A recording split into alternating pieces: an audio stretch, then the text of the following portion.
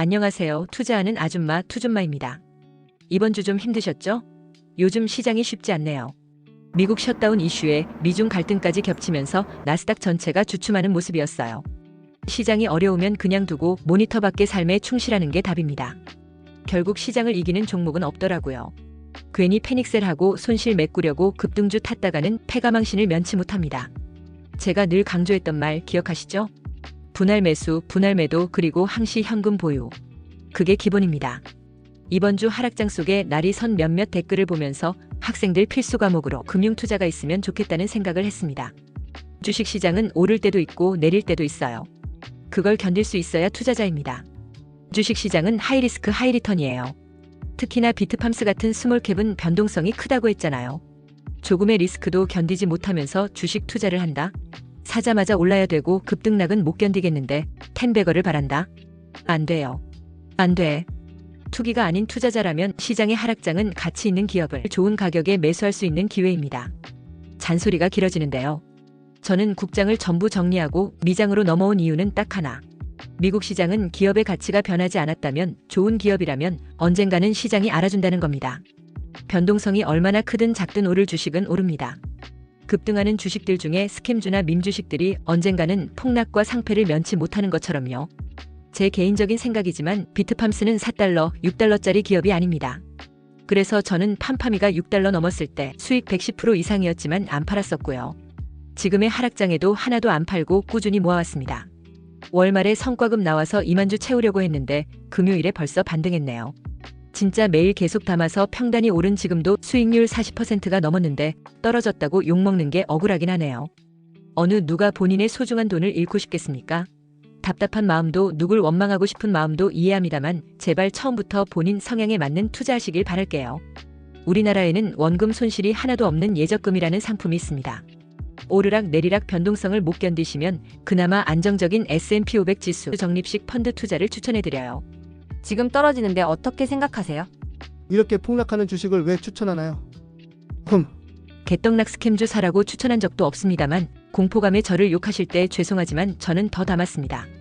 4848하는 건 수수료만 나가고 양도세만 더 잡히고 언제 또 갈지 모르는데 저점 잡을 시간도 여유도 없기 때문입니다. 주가가 떨어졌다고 저를 원망하시는 분들, 그럼 반대로 오르면 어쩌실 계획이셨죠? 슈퍼땡스라도 주실 건가요?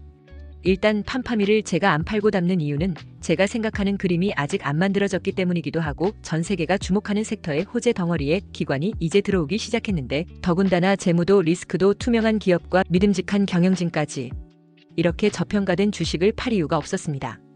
이제 시장이 알아보기 시작했는데 팔긴 왜 팔아요? 제 기준엔 지금이 담을 때라고 생각했습니다. 말이 너무 길어졌는데 비트팜스 영상은 오늘로써 아마 마지막이지 않을까 해요.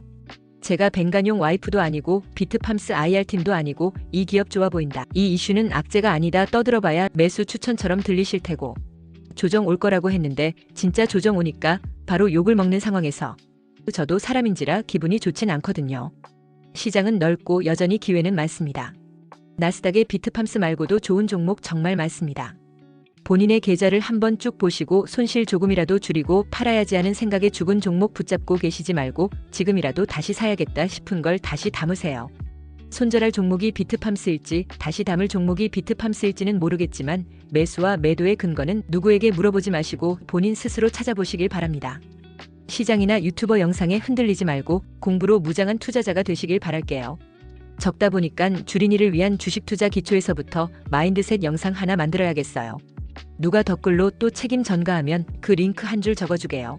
하하하. 전 이번 주가 너무 바빴어요.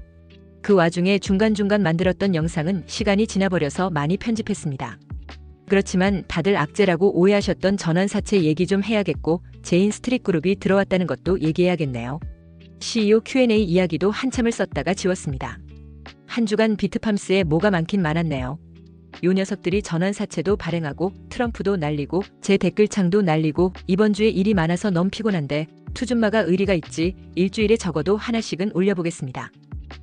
조용조용히 올라가면 좋겠는데 변동성이 너무 큰 요즘이네요. 인기가 많아지니 잡음이 많이 생긴 비트팜스 이야기 마지막으로 한 번 더 해볼게요. 오늘 영상 요약하자면요. 비트팜스의 이번 전환사채 발행은 단순한 부채가 아니라 다음 세대 AI 인프라 시장으로 진입하기 위한 로켓의 티켓입니다. 그 티켓을 사려는 사람이 많아서 초기에 세팅한 발행 규모도 늘린 모습이랍니다. 이제는 말하면 입 아프죠? 비트팜스는 단순한 비트코인 채굴 회사가 아니라 이제는 AI 데이터 센터 사업으로 확장하고 있습니다. 지난 영상까지는 맥쿼리의 자금을 펜서크릭 부지의 가속화를 위해 쓰겠다고 발표하고 날아갈 줄 알았는데 최근 미국 시장의 변동성과 전환사채 발행 소식에 급락을 맞은 모습입니다. 1. 비트팜스의 전환사채 발행 이슈 늦었지만 짚고 넘어가자면요. 전환사채는 단순한 부채가 아닙니다. 자사주 매입도 하는 회사인데 주주들에게 유증해서 돈 빌리는 회사 아니라고 했죠. 비트팜스가 지난주 전환사채 컨버터블 노츠를 발행한다고 했는데 바로 그날 저녁 전환사채 규모를 기존 계획보다 늘렸습니다. 애초에 5억 달러 규모로 발표되었으나 이후 초기 구매자의 8,800만 달러 추가 매입 옵션이 모두 행사되면서 최종적으로는 5억 8,800만 달러로 확정되었습니다. 이 돈이 어디로 가느냐? 바로 펜서크릭 데이터 센터 개발 자금으로 간다고 합니다. 채굴용이 아니라 HPC, AI 서버용 인프라를 구축하려는 거죠. 맥쿼리 자금을 대센 개발에 쓴다고 해서 드디어 실체를 드러냈는데 이제 전환사채를 발행하고 그 규모가 늘었다는 건 시장에서도 이 채권을 사고 싶어하는 투자자들이 많았다는 뜻이기도 합니다. 즉 비트팜스의 확장 계획에 대한 기관의 수요가 강하다는 신호예요. 아니 사채까지 발행해서 얼마나 제대로 빨리 지으려는 건지. 진짜 이미 확정된 딜이 있는 거 아니냐는 말까지 나왔었죠. 5달러 기념 CEO와의 Q&A 시간에 아직 계약된 건 없다고 말했지만요. 이번 회사채 발행으로 기관들한테 확실히 어필한 건 맞는 것 같아요. A. 전환사채 구조에서 캡드콜의 핵심도 봐볼까요? 이번 전환사채에는 캡드콜 옵션이 들어가 있습니다. 이게 뭘까요? 쉽게 말하면 주가가 너무 올라서 전환사채가 주식으로 바뀔 때 희석이 생기지 않게 보호하는 장치입니다. 정말이진 주주를 생각하는 회사임이 틀림없습니다. 지금 설정된 캡드콜 6.86달러, 11.88달러는 각각 무슨 의미인가? 팩트 체크해볼게요. 6.86달러는 비트팜스가 이번에 정한 초기 전환 가격 컨버전 프라이스입니다. 채권 보유자는 전환 조건에 따라 이 가격으로 신주를 받게 됩니다. 실제 전환은 보유자 선택 계약 조건에 따릅니다. 11.88달러는 회사가 매수한 캡드콜의 캡 가격 이니셜 캡 프라이스로 회사의 보도 자료 및 SEC 자료에 동일하게 기재되어 있습니다. 이 가격까지는 발행사 비트팜스가 캡드콜로 경제적 희석을 상쇄하려 한다는 의미입니다. 간단합니다. 주가가 6.86달러 이상이면 전환 인센티브가 생기므로 희석 가능성이 생깁니다. 즉 실제 발행되는 신주가 증가하겠죠. 만약 이렇게만 채권을 발행했다면 기존 주주들의 한 주당 수익이 줄어들게 됩니다. 한 주의 가치가 떨어지는 거죠. 그러나 비트팜스는 캡드콜로 11.88달러까지의 경제적 희석은 상쇄하겠다고 했습니다. 즉 주가가 6.86달러에서 11.88달러 구간에서 전환이 발생해도 회사가 미리 산 캡드콜이 주주가 체감하는 희석 효과를 어느 정도 줄여줄 수 있는 것이죠. 캡드콜은 주식 희석을 해지해주는 구조로 11.88달러까지는 새로 주식을 발행하는 것이 아니라 비트팜스가 직접 주식을 사서 채권 투자자에게 갚는 구조로 설계되어 있습니다. 발행 주수가 늘어나지 않는 구조인 것입니다. 즉 비트팜스는 주가 상승 시 희석을 방지하면서 자금을 유연하게 조달한 거예요. 투자자 입장에서는 리스크를 줄인 구조죠. 30년?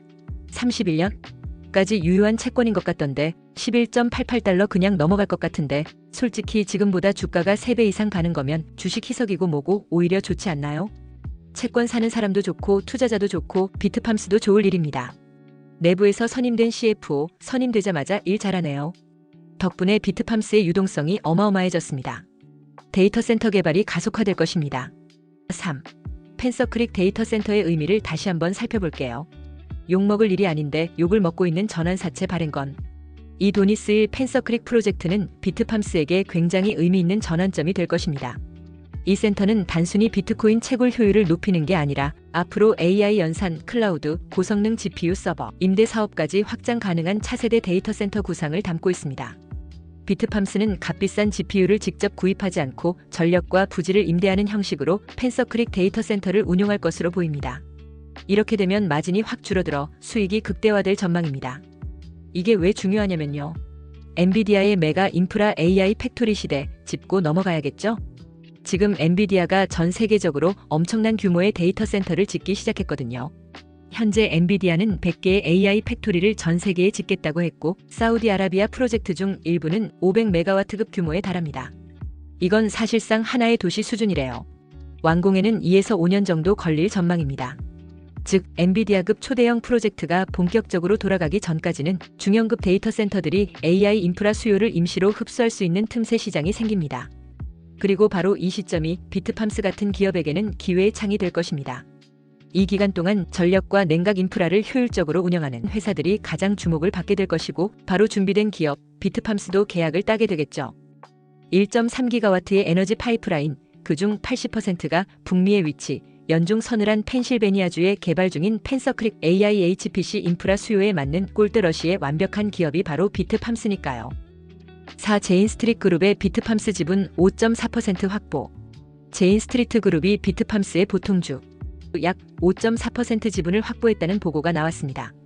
이런 신고는 투자자들이 5% 이상 지분을 확보했을 때 미국 증권거래위원회 SEC에 보고해야 하는 절차 중 하나입니다. 이 지분 신고는 스케줄 13지 양식으로 이뤄졌으며 제인스트리트가 수동적 투자자로서 지배권 행사 의도가 없음을 명시했습니다. 즉 회사 경영에 직접 개입하려는 의도는 없고 단순히 지분을 보유한 상태라는 뜻입니다. 제인스트리트는 돈 냄새를 기가 막히게 잘 맡는 기관으로 알고 있어요.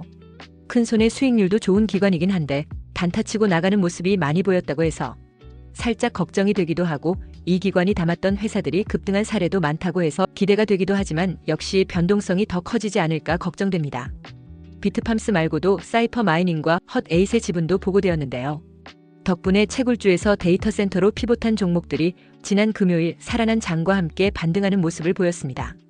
이제 비트팜스도 큰손 기관이 들어왔다는 시장에서 인정받았다는 시그널로 보입니다.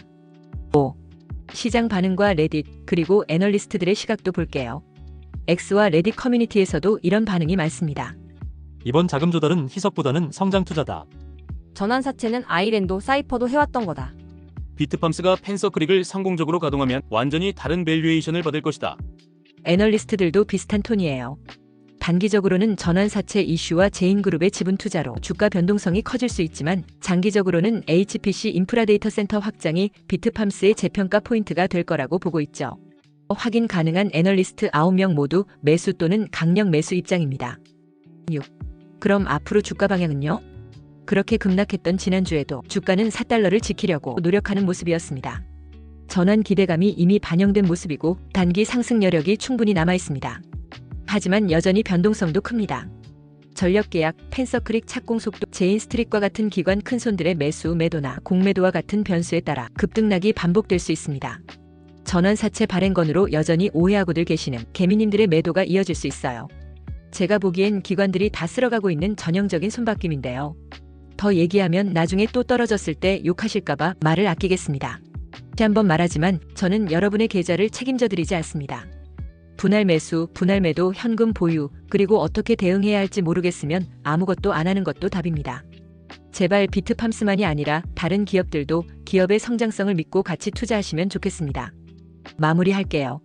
정리하자면 전환사채 증액은 성장자금 확보 신호, 캡트콜은 희석 방어 장치, 역시 비트팜스는 주주를 생각하는 기업, 펜서크릭은 AI 인프라 시장 진입의 초석으로 인프라 수요에서 출구 없는 기회의 창구.